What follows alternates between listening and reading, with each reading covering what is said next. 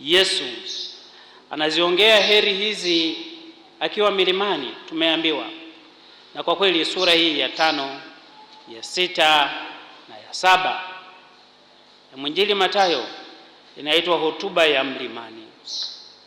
Ni sehemu ambayo Yesu baada ya kuona kuwa ipo haja na umuhimu mkubwa wa kutoa mafundisho mazito na ya pekee kwa ajili ya wokovu wa mwanadamu, aliwatoa katika sehemu tambarare akawapeleka milimani, na huko milimani akaanza kunena mambo haya.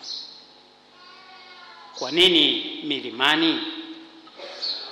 Kwa Wayahudi waliitambua na walielewa wazi kuwa milimani au kwenye mlima ni sehemu ambayo pia ipo jirani zaidi na Mungu, kwa sababu teolojia yao na ufahamu wao wa nyakati zile, Mungu alikuwa anaishi juu.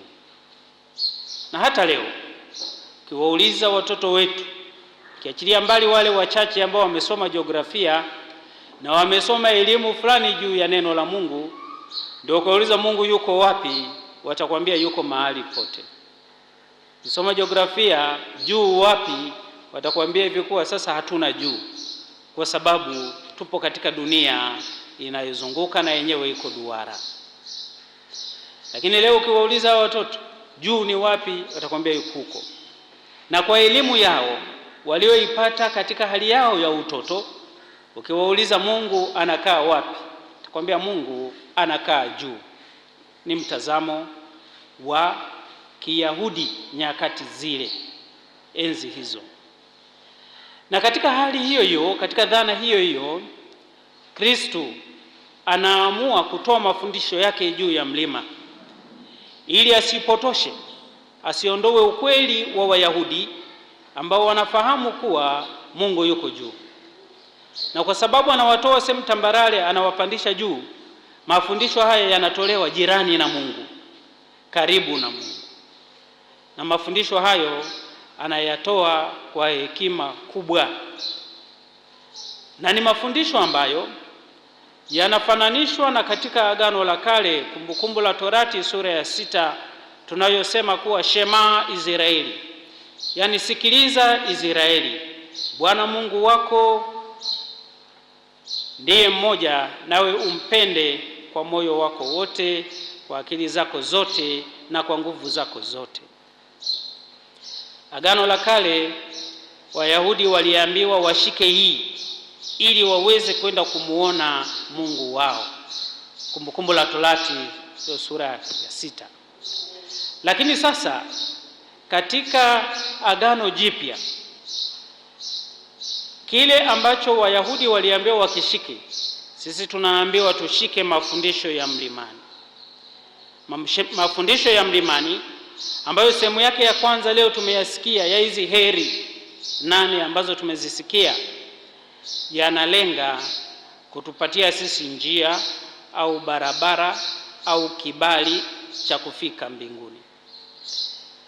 Hivyo ni sahihi mtu akisema kuwa hizi heri 8 au mafundisho ya mlimani ni pasipoti ya kusafiria kutoka katika ulimwengu wa sasa kuelekea katika ulimwengu ujao.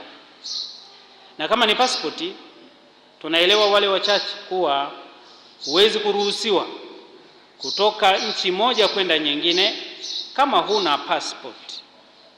Pasipoti ni ya msingi, au inaitwa kwa lugha nyingine nzuri tunayoielewa wengi, hati ya kusafiria. Utakuwa na tiketi sawa, lakini pia tiketi yako, pesa zako hazikuwezi kukupa wewe kibali cha kusafiri kutoka sehemu moja au kutoka nchi moja kwenda nyingine. Labda kama utasafiri ndani ya nchi yako, hutahitaji passport. Mfano sisi wengi tunasafiri, tunahitaji tiketi ya kutoka hapa kwenda sehemu nyingine, hapa ndani ya nchi. Lakini tunapotaka kwenda nje ya nchi, lazima tuwe na pasipoti. Na pasipoti ni msingi.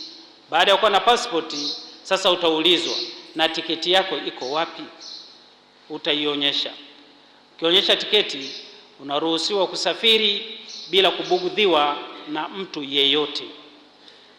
Kwa sababu hiyo, heri 8 ni pasipoti yetu ambayo inatusafirisha kutoka katika ulimwengu huu na kutupeleka katika ulimwengu ujao.